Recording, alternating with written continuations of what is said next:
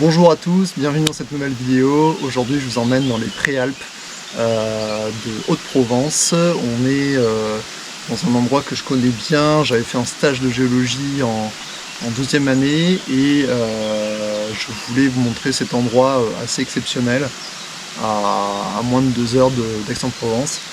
On est dans une espèce de paradis végétal et minéral et je voulais vous partager ça via cette vidéo. Aujourd'hui j'espère pouvoir retrouver des septarias. Alors des septarias, on va pouvoir les trouver dans les marnes noires, ce qu'on appelle les terres noires ici. Donc on est dans de l'oxfordien, environ 150 millions d'années. On a donc ces espèces de nodules très très lourds, très très denses, qui peuvent être cristallisés à l'intérieur. Donc on a une espèce de nucléus qui va se développer par des formes de dessiccation notamment, on va avoir des pénétrations de fluides. En général c'est de la silice, on va pouvoir trouver des quartz assez bien formés, de très bonne qualité. Mais on va pouvoir aussi trouver tout un tas de minéraux associés, beaucoup plus rares, mais en général de la barytine,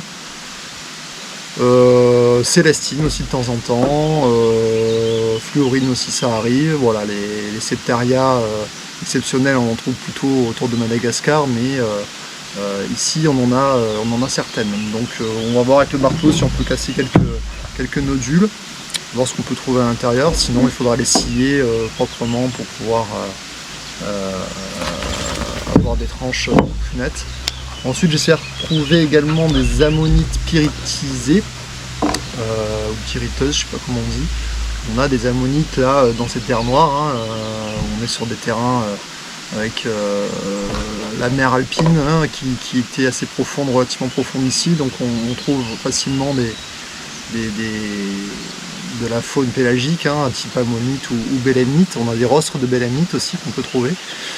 Mais comme il y a eu des circulations aussi d'oxyde de fer, parce qu'on ne devait pas être loin des fumeurs noirs aussi au niveau de l'aride océanique, on a ces ammonites qui ont été fossilisées et recouvertes d'une pellicule d'oxyde de fer. Donc des ammonites qui sont assez rouges, couleur rouille,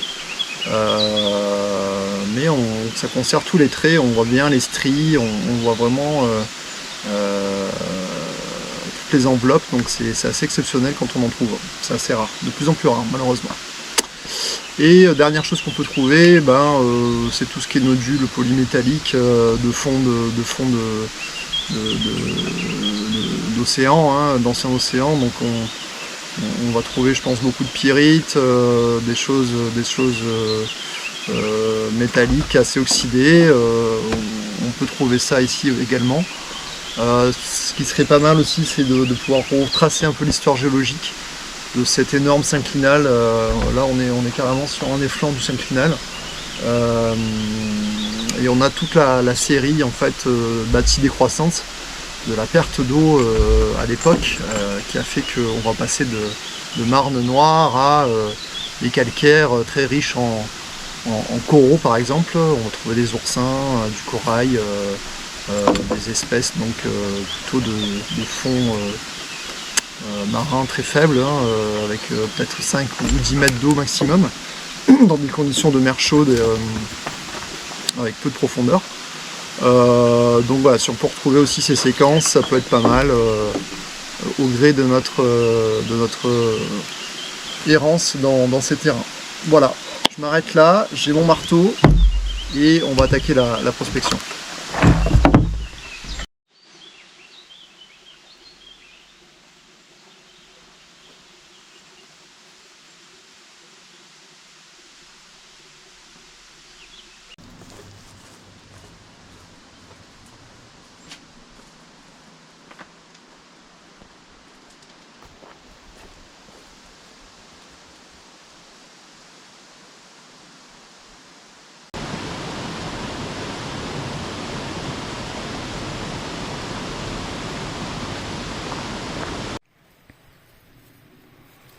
Là je suis tombé sur un bloc éboulé, la falaise qui se situe un petit peu plus haut là, et on retrouve bien des conglomérats avec des morceaux de calcaire et ce que je dirais de la marcassite, mais peut-être un petit peu de pyrite au milieu, c'est pas impossible.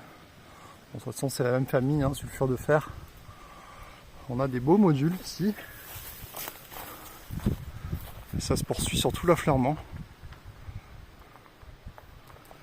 Beaucoup d'oxydation. Voilà, clairement ce que je vous disais tout à l'heure, on a des black smokers qui étaient pas loin de la zone de dépôt. Et on avait donc ces remontées métalliques. Là on a carrément un cristal, là, on dirait, de pyrite, ici. Assez propre. Là, ça mérite de regarder un petit peu plus en détail ici. On va voir ce qu'on peut sortir. Bon voilà, j'ai fait le tour de ce rocher. J'ai pas trouvé de pyrite de sulfure non oxydé, plus que ça.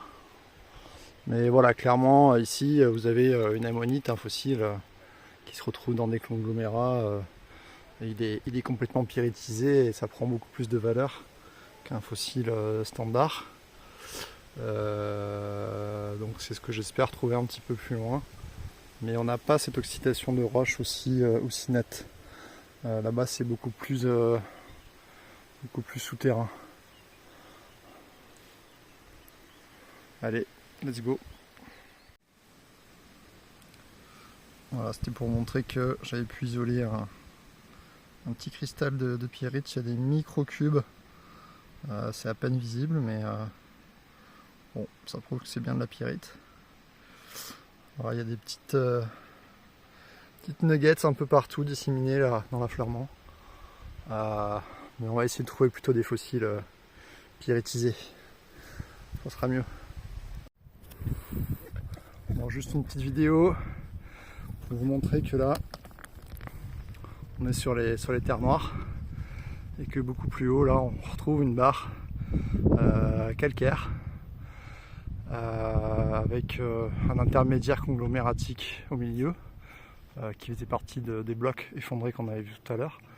Donc là, clairement, on passe d'un milieu très profond marin à un milieu très peu profond avec très peu d'auteur d'eau. Donc on est sur une bâtie décroissance, donc une régression de la mer. Et ça s'explique tout simplement par la collision de la plaque Apolli avec la plaque européenne. Les fonds marins se sont surélevés, l'eau s'est retirée et on a eu une décroissance du niveau marin qui s'est fait sur quelques millions d'années seulement. Pourquoi je suis sûr que c'est du calcaire au-dessus? Parce que on retrouve tous les blocs éboulés là dans les terres noires. Et voilà ce qu'on peut trouver par exemple. Donc ça c'est un fossile de madréporaire, hein, des coraux. Donc on était sur un récif corallien, voilà, tout simplement en haut. Donc très peu de hauteur d'eau au niveau de la mer confirmé. Alors là on est sur un super affleurement où je voulais vous montrer ces alternances marno-calcaires qui se répétaient sur plusieurs centaines de mètres. Bon là on a un pendage assez conséquent parce qu'on est dans les préalpes. Mais on a vraiment ces alternances qui sont très régulières en termes d'épaisseur de chaque banc. C'est carrément lié à ce qu'on appelle les cycles du Milankovitch, c'est-à-dire qu'on a, à cause de l'obliquité des pôles de la Terre, de l'ellipticité de la Terre autour du Soleil, et un troisième paramètre qui fait que voilà, la Terre aussi tourne pas exactement avec un mouvement circulaire régulier, mais on oscille entre 19 et 23 degrés d'inclinaison par rapport à son axe elliptique. Donc on a un mouvement un peu de toupie. Ces trois cycles combinés font qu'on a des cycles de périodes beaucoup plus froides, beaucoup plus chaudes, avec des hauteurs de mer qui vont varier. Du coup on va se retrouver par exemple au niveau des calcaires avec une très faible hauteur d'eau de mer qui fait qu'on peut avoir de la précipitation de bancs calcaires. Et puis quelques milliers d'années plus tard, on a une bâti-croissance, donc une augmentation de la hauteur du niveau de la mer. On se retrouve sur un milieu pélagique où on va avoir des dépôts plutôt argileux, marneux. Et ça, voilà, ces cycles vont se répéter de façon régulière. Alors, il y a des cycles de 40 000 ans, il y en a de 20 000 ans, il y en a de 400 000 ans. Voilà, ça va dépendre un peu de ces trois paramètres. Donc les cycles des Milankovitch, on les retrouve vraiment dans ces alternances de dépôts marno-calcaires dans l'Oxfordien des Préalpes. Donc là on arrive sur une zone potentielle à septaria. Pourquoi ? Parce qu'on est sur un point bas et comme les septarias sont plus denses, plus lourdes, elles ont tendance à dégringoler en bas de pente. Après c'est un peu du hasard hein, malheureusement. Il faut regarder. Bon là il y a des circulations dans des fentes de calcite, des remplissages. Et voilà, dès qu'on trouve quelque chose d'assez rond, noir, ou ça peut être aussi brun, jaune, il ne faut pas hésiter à ramasser, voir le poids que ça fait si c'est dense. Il y a de grandes chances que ça en soit et à ce moment-là il faut casser et voir ce qu'il y a à l'intérieur. Allez, on va essayer de trouver des septarias dans le coin. Bon voilà, il suffisait de demander. Là j'ai je pense des septarias un peu partout. C'est très dense, très lourd. Ça aussi c'est assez lourd. Alors ça peut être aussi des nodules de marcassite. Ça c'est assez commun. Dans les marnes, vous voyez ça, c'est relativement rond et très très dense. Ça aussi c'est relativement dense. Va falloir casser pour voir ce qu'il y a à l'intérieur. Parce que là il y en a un peu partout. Là, carrément il y a un nid quoi. Il y a carrément un nid ici. Si c'est des septarias, ça peut être vraiment pas mal. Bon allez, je vais sortir le marteau.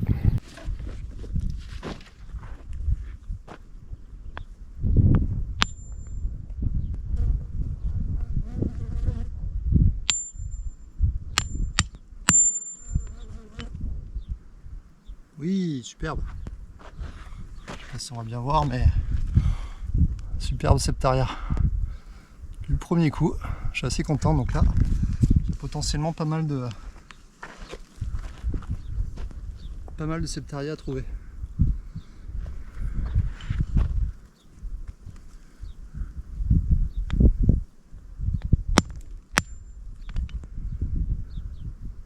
Ah, elles sont toutes cristallisées, toutes minéralisées, c'est chouette.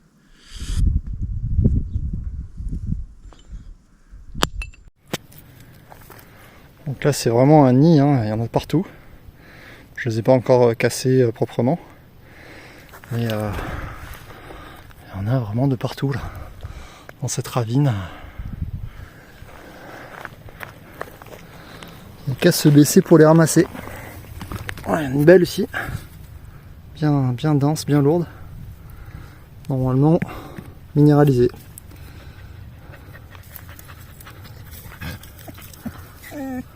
Encore une. Donc là j'ai cassé quelques petits nodules hein, qui ressemblent à rien de l'extérieur. Et voilà, à l'intérieur c'est effectivement bien minéralisé. On a du quartz, de la barytine et on a même de la pyrite. J'ai vu des petits cristaux de pyrite, faut que je les retrouve. Au centre. Voilà. Sinon on distingue bien par exemple sur celui-ci un nucléus au centre composé qui a servi de support pour la cristallisation de quartz, et autour on a des petites départs, des petites étoiles de barytine un peu plus beige. c'est ce qu'on retrouve le plus fréquemment.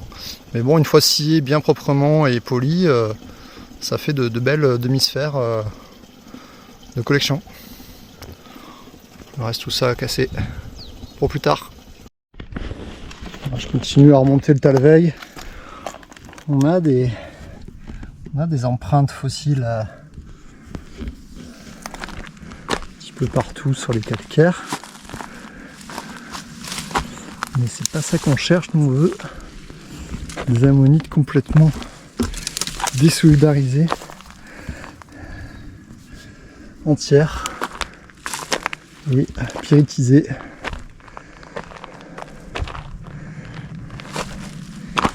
Et ça malheureusement on n'a pas des masses, vous voyez, ça c'en est un bout. On a un quart de coquille là.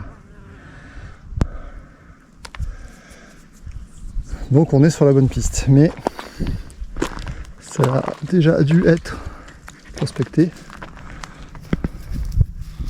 Voilà, il faut imaginer que toutes ces ammonites se déposaient sur les fonds marins à forte profondeur. Et ensuite, quand la mer s'est retirée, tout ça a commencé à s'éroder. Et on retrouve des fois des ammonites plantées comme ça. Mais en général, elles sont dégagées par l'érosion et elles vont retomber plutôt dans les Talweg. Et on va les retrouver par là.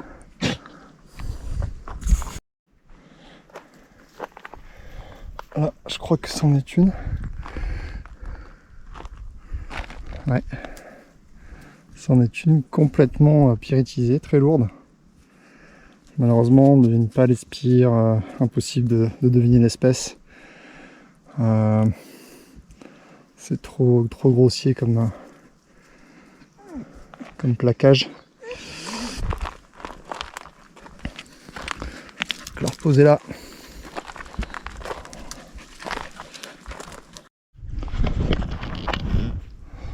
Bon, là-dedans j'ai regardé, pas grand chose malheureusement. On va redescendre, changer de vallée carrément.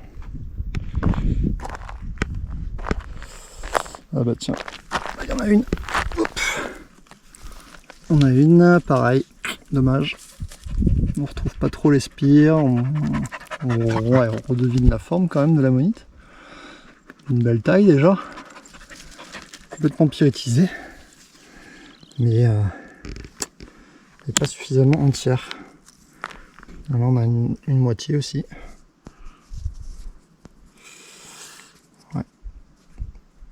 Peut-être conservation assez moyen, malheureusement. Mais bon, il y en a ici par là, un petit peu.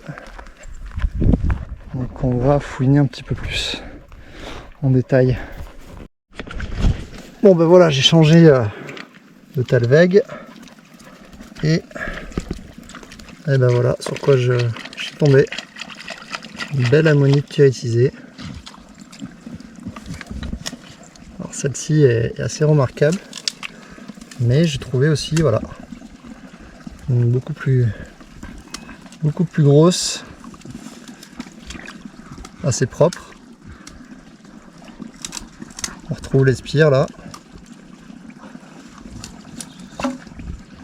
Donc ça, on peut l'identifier, mais bon, on connaît déjà c'est le stratotype, hein, on a l'âge, on sait que c'est d'Oxfordien.